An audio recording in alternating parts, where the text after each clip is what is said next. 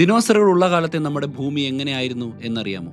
അന്നത്തെ ഭൂമി ഇന്നത്തെ പോലെയേ ആയിരുന്നില്ല. നമുക്ക് തിരിച്ചറിയാൻ പോലും പറ്റാത്ത ഒരു അന്യഗ്രഹം പോലെയായിരുന്നു കാണപ്പെട്ടിരുന്നത്. ഭൂഖണ്ഡങ്ങൾ പതുക്കെ നീങ്ങിക്കൊണ്ടിരിക്കുന്ന സമയം. ഇന്ത്യ ഒരു ഒറ്റപ്പെട്ട ദ്വീപായി സമുദ്രത്തിലൂടെ ഒഴുകി നടക്കുന്നു. ധ്രുവങ്ങളിൽ മഞ്ഞില്ലാതിരുന്നത് കൊണ്ട് കടൽ ഇന്നുള്ളതിനേക്കാൾ നൂറുകണക്കിന് അടി ഉയരത്തിലായിരുന്നു. കേരളത്തിൻ്റെ ഉൾനാടൻ പ്രദേശങ്ങൾ പോലും ഒരുപക്ഷെ അന്ന് കടലിനടിയിലായിരുന്നിരിക്കണം. അന്നത്തെ കാലാവസ്ഥ ഒരു ഭീമൻ ഗ്രീൻ ഹൗസ് പോലെയായിരുന്നു. എല്ലായിടത്തും ചൂടും ഈർപ്പവും പുൽമേടുകളൊന്നും ഉണ്ടായിരുന്നില്ല. പകരം എങ്ങോട്ട് നോക്കിയാലും ഇടതൂർന്ന ഭീമാകാരന്മാരായിട്ടുള്ള കാടുകൾ മാത്രം. വായുവിൽ ഓക്സിജൻ്റെ അളവ് ഇന്നത്തേക്കാൾ വളരെ കൂടുതലായിരുന്നു, ഏകദേശം ഒരു 30%. ഇത് ജീവികൾക്ക് ഭീമാകാരമായിട്ടുള്ള വലിപ്പം നൽകി. ചുരുക്കി പറഞ്ഞാൽ നനഞ്ഞ മണ്ണിൻ്റെയും പൂക്കളുടെയും മണമുള്ള ജീവൻ തുടിക്കുന്ന ഒരു പർദീസ.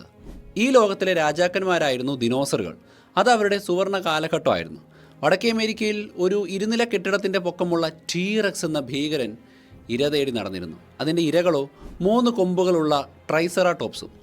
ശരീരമാസകലം പടച്ചട്ടയണിഞ്ഞ അങ്കിലോസോറസും അതിൻ്റെ ഇര തന്നെയായിരുന്നു. ആകാശം പോലും അവരുടേതായിരുന്നു. ഇന്നത്തെ ഒരു ചെറിയ വിമാനത്തിൻ്റെ അത്രയും ചിറക് വിരിയുള്ള ടെറോസോറുകൾ ആകാശം ഇങ്ങനെ അടക്കി വാണിരുന്നു. കടലിലോ അതിഭീകരന്മാരായിട്ടുള്ള മെസാസോറുകൾ. അതൊരു പൂർണ്ണതയുള്ള ലോകമായിരുന്നു.